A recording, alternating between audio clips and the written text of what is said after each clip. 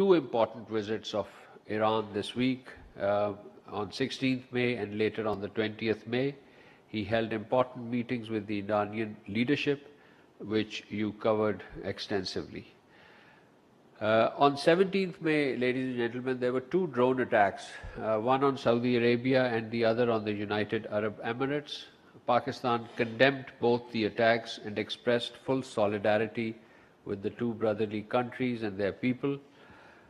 With respect to the UAE attacks, let me underscore that any deliberate targeting of nuclear facilities constitute a grave violation of international law, including the international humanitarian law, the United Nations Charter, the principles and decisions of the International Atomic Energy Agency. Nuclear installations must never be targeted under any circumstances, and we hope that this tragic and grave incident will not recur. The government and people of Pakistan, ladies and gentlemen, moving on to Jammu and Kashmir, the government and people of Pakistan this week pay rich tribute to Shaheed Mirwais Maulvi Muhammad Farooq and Shaheed Abdul Ghani Lone, who were martyred by the Indian occupation forces on 21st May 1990 and 21st May 2022 respectively in the Indian illegally held Jammu and Kashmir. Both these leaders were martyred with a 12 years gap, but on the same day.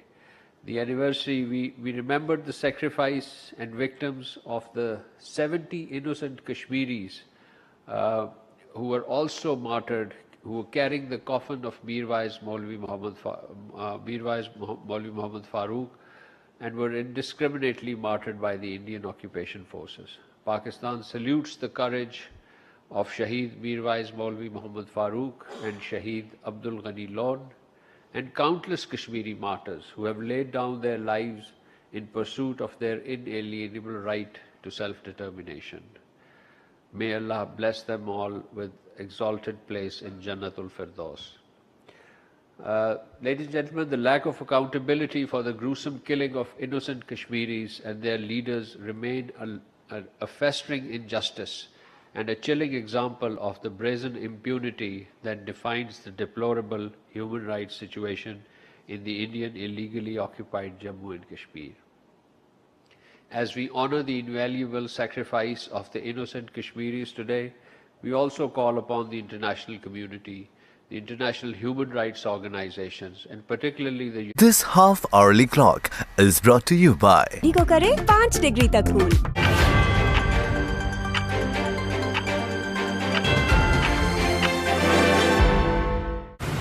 अरे रे गर्मी का सताना, पसीने में नहाना, तो हाथ ना उठाना, ना हिम्मत दिखाना, ना बदबू फैलाना, तो हाथ ना उठाना, पसीना छुपाना, जर्म्स का जुर्माना, बस हाथ ना उठाना। समर्स में पसीने के साथ हाथ उठाने का कॉन्फिडेंस भी बह जाता है, इसीलिए डेटॉल कूल सोप ये बदबू फैलाने वाले जर्म्स को दूर भगाए और बॉडी को करे 5 डिग्री तक cool.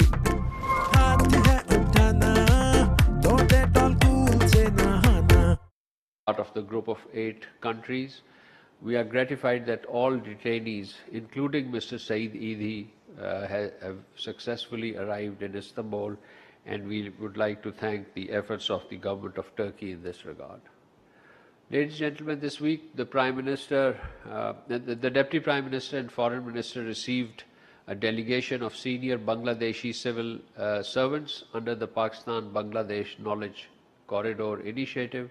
The delegation was visiting Pakistan for a 3-week program at the Civil Services Academy in Lahore, marking an important milestone in the bilateral exchanges.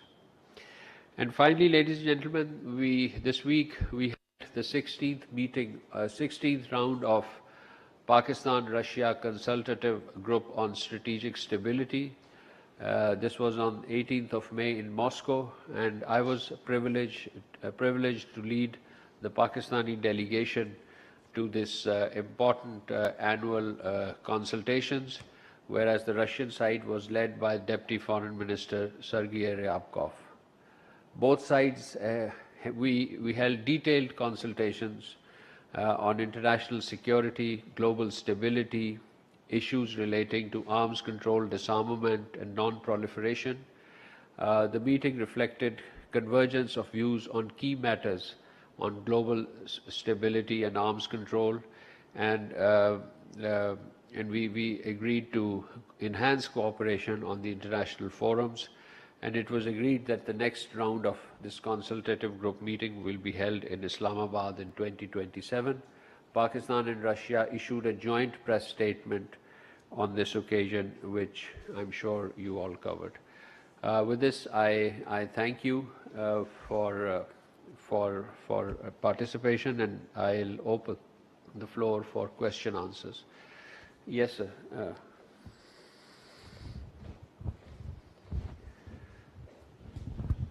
Thank you, sir. I have two questions.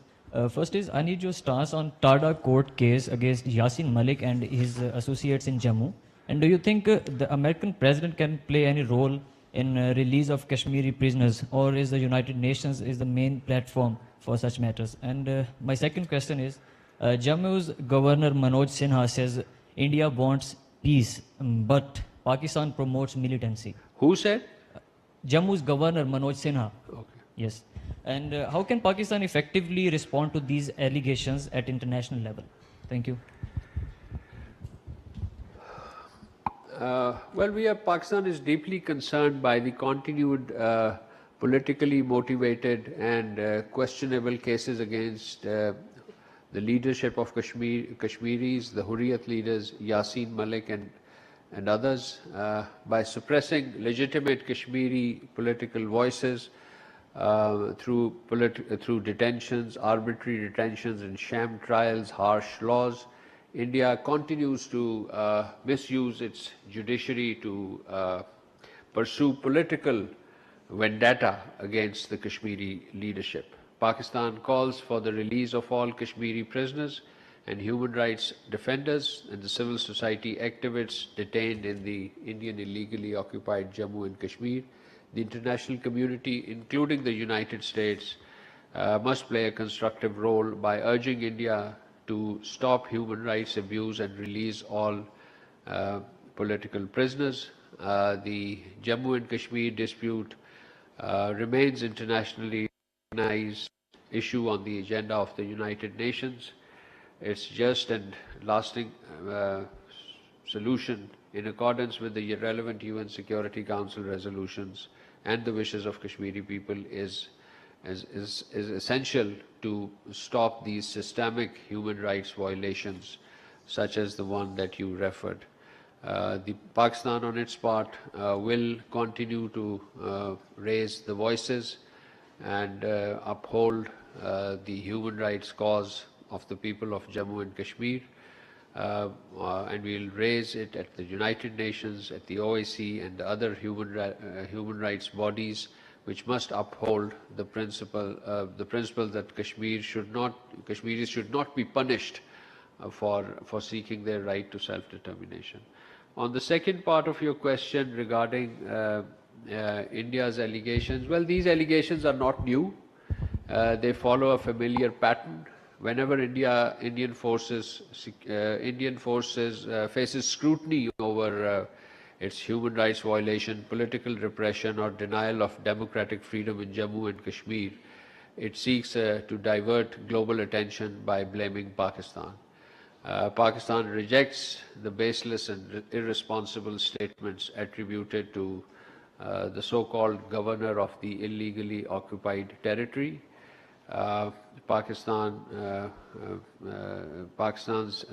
contribution to counterterrorism and our sacrifices in this regards have been widely acknowledged by international community.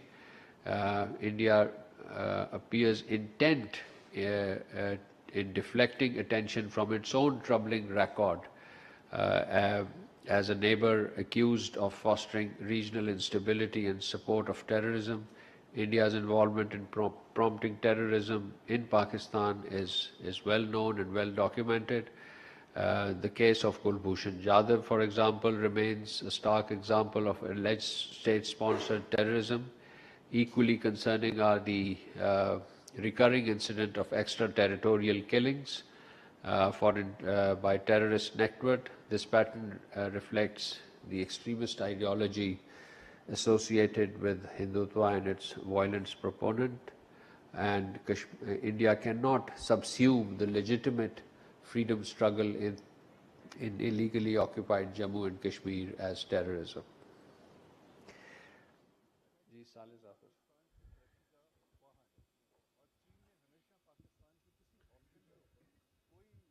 Sir, India has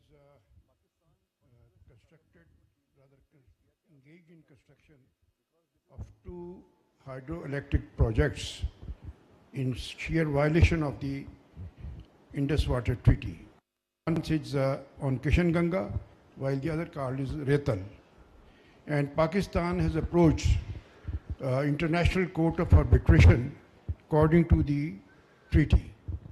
The award given by the court is in favor of Pakistan, but unfortunately India has rejected this award and rather rejected the even court's status. I wish to have your comments about the rejection of India on about it, and I want to have your views on the verdict, rather award of the arbitration court. Thank you. The government of Pakistan notes with satisfaction the supplemental award by the Court of Arbitration on 15th May this year, last week, concerning the maximum pondage in the Indus Waters Treaty disputes relating to the 2 projects that you mentioned, Ratle and Kishan Ganga. This award, we believe, reaffirms Pakistan's long-standing position that the treaties imposes substantive limits on India's water control capabilities on the western rivers. It clarifies the pondage for run-of-the-river projects, that it must be justified on the basis of genuine operational needs, hydroelectric and hydraulic conditions, power system requirements, and treaty-mandated information. It should not be done through unrealistic assumptions or broad reference of compliance as done by India. Building on the court's general award of its August 2025, I would like you to recall that in August 2025, the court awarded the supplemental award confirms that installed capacity and anticipated load must be realistic, evidence-based, and linked to actual operation and projected power system needs. Any deviation in operating assumptions must be supported by specific data and technical evidence. The award also strengthens Pakistan's review rights by affirming India's obligations to promote sufficient information and explanation to establish treaty compliances.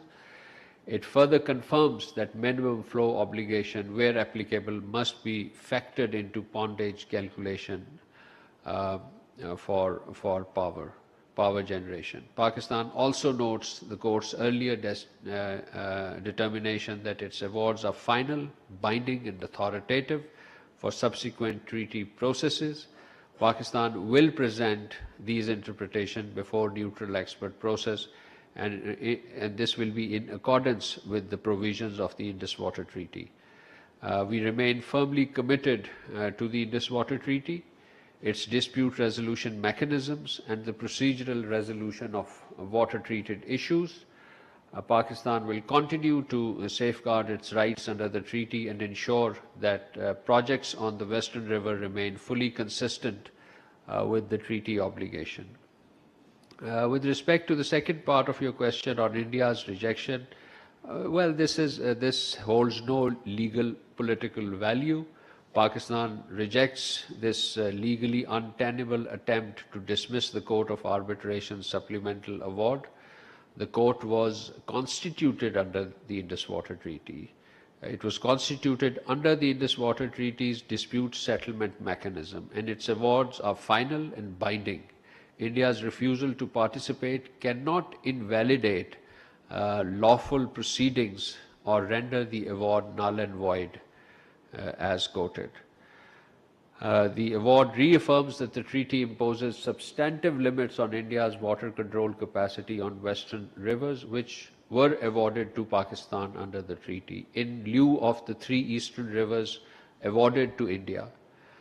Maximum pondage for the Run-Off River must be justified through realistic hydrological and hydraulic conditions, actual power system needs, and sufficient supporting data, not inflated assumptions or assurances of future restraints as done by India. India claimed to hold the treaty in abeyance is equally without legal basis. The IWT remains in force, and Pakistan will continue to protect its rights through a lawful, diplomatic and treaty-based mechanisms and processes. Thank you. जानिब से हफ्तावार news briefing दी जा रही थी। वज़ीर आज़म शहबाज शरीफ के दौरों से मुतालिक उनकी जानिब से बताया गया है। उन्होंने कहा कि वज़ीर आज़म 23 से 26 मई तक चीन का दौरा करने जा रहे हैं। इसके अलावा इसहाक डार की जो मसरूफियात थी उससे मुतालिक बताया गया है। ख़ास तौर पर वफाकी वज़ीर दाखिला मोहसिन